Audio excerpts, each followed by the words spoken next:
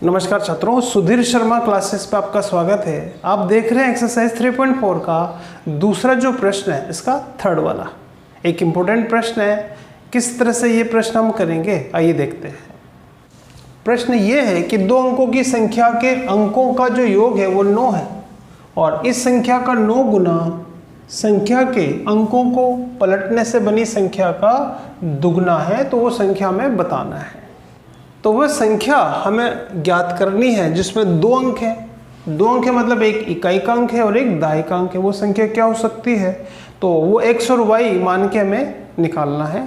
तो हम मानेंगे कि माना इकाई अंक तो है x, उस संख्या का फिलहाल हम मानेंगे कि माना इकाई अंक तो है x और दहाई अंक है y।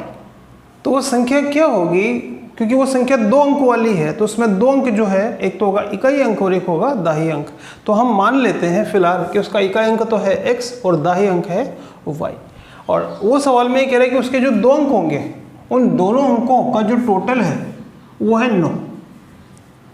इकाई अंक और दहाई अंक जो होंगे उनका टोटल आएगा 9। तो प्रश्न में पहली स्थिति में ये दे रखी है कि जो इकाई अंक है और जो दहाई अंक है इनका टोटल आएगा 9। तो प्रश्नानुसार हमें ये दे रखा है कि जो संख्या है वो इस तरह से है कि उसके इकाई अंक और दहाई अंक का जो टोटल है वो 9 है। तो इससे हम इक्वेशन ये बना सकते हैं कि जो इकाई अंक है वो हमने माना है x, तो इकाई अंक की जगह लिखेंगे x प्लस दहाई अंक की जगह लिखेंगे y। तो ये है इक्वेशन नंबर पहली। अब हमें एक समीकरण और बनानी पड़ेगी। अब आगे वो कह रहा है कि जो इकाई अंक है, जो दहाई अंक आपने माने हैं, इससे जो संख्या बनेगी, इकाई अंक हमने क्या माना x और दहाई अंक हमने क्या माना y, तो इससे क्या संख्या बनेगी पहले तो हम वो पता लगाएंगे। बीजगणित में क्योंकि इकाई अंक x है और दहाई अंक y है, तो इन अंकों को लेके हम क्या संख्या बना सकते हैं, तो उसका एक सूत्र है बच्चों, वो आपको पता होना चाहिए। वो सूत्र इस तरह से है, तो अगर आपको इकाई अंक और दहाई अंक दे रखा हो तो वो उनसे क्या संख्या बनेगी, तो उसके लिए ये सूत्र है, ये आपको पता होना चाहिए। तो फिलहाल यहाँ इकाई अंक है x, तो इकाई अंक की जगह हम रखेंगे x, तो दहाई की जगह रखेंगे y। 10 गुणा y, दहाई अंक 10 से गुणा होगा, इकाई अंक प्लस 10 गुणा दहाई अंक। तो वो संख्या जिसका इकाई अंक x है और दहाई अंक y है, तो इससे बनने वाली संख्या हो जाएगी x प्लस 10y। तो ये जो संख्या, इस संख्या की वो कह रहा है कि वो संख्या हो जाएगी x प्लस 10y। इस संख्या का 9 गुना, आगे लिखा रहा है कि संख्या के अंकों को पलटने से बनी संख्या का दुगना है। इकाई अंक x और दहाई अंक y है, तो क्या संख्या बनेगी वो हमने देखा। अब हम यहाँ पे इन अंकों को पलटा के क्या संख्या बनेगी वो भी हम लिखेंगे। ठीक है बच्चों, तो अभी आपने देखा कि इकाई अंक अगर x है और दहाई अंक अगर y है, तो वो जो संख्या बनेगी वो आएगी x प्लस 10y।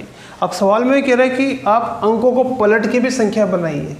अंकों को कैसे पलटेंगे कि भाई इकाई अंक जो है अभी x है, तो आप इकाई अंक जो है वो y को ले और दहाई अंक x को ले। अगर इन अंकों को हम पलटते हैं तो क्या संख्या बनेगी वो हम यहाँ देखते हैं। तो फिलहाल हमने इकाई अंक x लिया था, अब अंकों को पलटेंगे तो इकाई अंक हो जाएगा y और दहाई अंक हो जाएगा x। तो अंकों को पलटने से बनेगी संख्या y प्लस 10x। तो मूल संख्या तो x प्लस 10y है और अंकों को पलटने से बनेगी संख्या y प्लस 10x।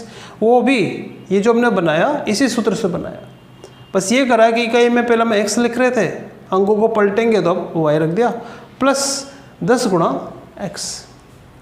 तो यहाँ हमारे पास 2 तरह से संख्या आई, एक तो मूल संख्या और एक अंकों को पलटने से बनी संख्या। अब सवाल ये कह रहा है कि जो संख्या है, जो मूल संख्या है, इसका 9 गुना संख्या के अंकों को पलटने से बनी संख्या का दुगना है। तो अगली स्थिति हमें इस तरह से दे रखी है। तो यहाँ ध्यान दीजिए बच्चों, प्रश्न में ये लिखा रहा है कि जो हमारी संख्या है उसका 9 गुना, संख्या का 9 गुना। तो हमने यहाँ लिखा कि वो जो मूल संख्या है उसका 9 गुना जो है वो बराबर है संख्या का 9 गुना संख्या के अंकों को पलटने से बनी, संख्या के अंकों को पलटने से बनी संख्या का दुगना के बराबर है। तो अगली इक्वेशन इस तरह से बनेगी कि मूल संख्या का 9 गुना अंकों को पलटने से बनी संख्या के दुगने के बराबर है। तो इसमें मान रखेंगे, तो ये आएगा 9 गुणा मूल संख्या मतलब ये x प्लस 10y बराबर 2 गुणा अंकों को पलटने से बनी संख्या, तो अंकों को पलटने से बनी संख्या ये है, तो ये आएगा y प्लस 10x। तो प्रश्न ये है कि मूल संख्या का 9 गुना अंकों को पलटने से बनी संख्या के दुगने के बराबर है। इससे हम दूसरे समीकरण बनाएंगे, इसको सरल करेंगे यानी 9 अंदर गुणा करेंगे। इसको सरल करेंगे बच्चों कि 9 को अंदर गुणा करेंगे तो हमें प्राप्त होगा 9x प्लस 90y, जो हमने यहाँ पे लिखा, और इसी तरह से 2 को अंदर गुणा करेंगे तो आएगा 2y प्लस 20x, वो हमने यहाँ लिखा।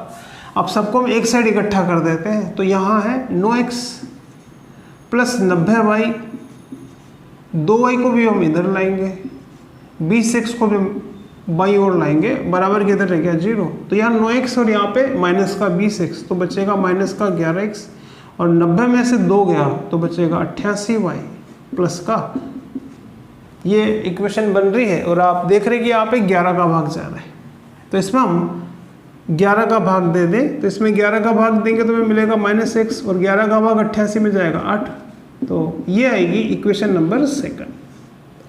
तो ये तो थी समीकरण नंबर 1 और ये है समीकरण नंबर 2, और इनको हम विलोपन विधि से हल करना चाहते हैं। यहाँ तक आप नोट करें। तो यहाँ तक हम कर चुके हैं कि इसमें 2 समीकरणें बनी है, ये समीकरण नंबर 1 और ये समीकरण नंबर 2 है। अब हमें इसको विलोपन विधि से हल करना है। विलोपन विधि में हम ये करते हैं कि चर का गुणांक बराबर करते हैं। यहाँ आप देख रहे हैं कि 1x और यहाँ पर भी है 1x, लेकिन ये माइनस में है, तो हमें x को गायब करने के लिए इन दोनों समीकरणों को जोड़ेंगे, तो x और -x कट जाएगा तो y का मान हमें मिलेगा।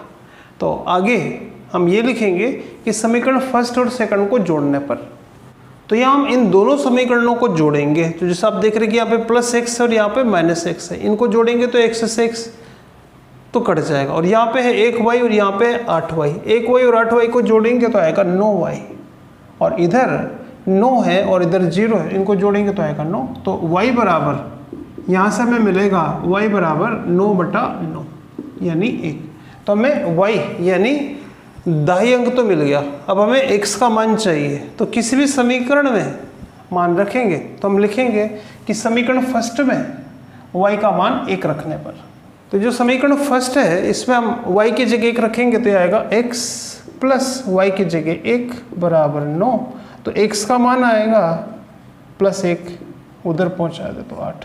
तो इस तरह से x यानी इकाई अंक तो है 8 और y यानी दाहिने अंक है 1। तो अगर इकाई अंक 8 है और दाहिने अंक 1 है तो वो जो संख्या बनेगी, तो आंसर हम इस तरह से लिख सकते हैं। तो इसका जो आंसर है बच्चों हम इस तरह से लिखेंगे, कहते हैं वो जो संख्या होगी वो हम इस सूत्र से प्राप्त कर सकते हैं। x प्लस 10y, x की जगह x का जो मान आया 8 प्लस 10 इंटू वाई यानी 1, तो वो जो संख्या है वो 18 है। क्या हमारा आंसर सही है? तो चेक कीजिए कि दोनों अंकों का योग 9 होना चाहिए था, तो यहाँ पे 1 और 8 9 है।